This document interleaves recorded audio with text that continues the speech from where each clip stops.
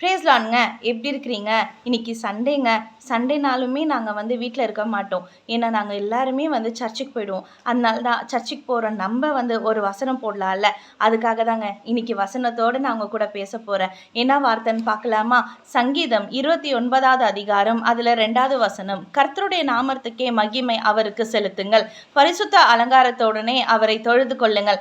ஆமாங்க, அவர் பரிசுத்தமான தேவன். அந்த தேவனை நீங்கள் பார்க்கணுன்னா நீங்கள் வந்து வீட்டில் இருந்தால் பார்க்க முடியாதுங்க. நீங்கள் சர்ச்சுக்கு போனால் மட்டும்தான் பார்க்க முடியும். அதனால யாருக்கெல்லாம் வந்துட்டு சர்ச்சுக்கு போனால் ரொம்ப பிடிக்குமோ அவங்க வந்து கண்டிப்பாக கமெண்ட் பண்ணுங்க. ஏன்னா எனக்கு, எங்கள் ஃபேமிலிக்கு, எங்கள் ஹஸ்பண்ட், என் பிள்ளைங்க, எங்கள் மாமியார் எல்லாருக்குமே நாங்கள் வந்து சர்ச்சுக்கு போனால் தாங்க எங்களுக்கு பிடிக்கும். ஸோ நீங்களும் சர்ச்சுக்கு போகணுமா? கண்டிப்பாக நீங்கள் வந்து சர்ச்சுக்கு போயிட்டு இன்னைக்கு கமெண்ட்ஸ் போடுங்க.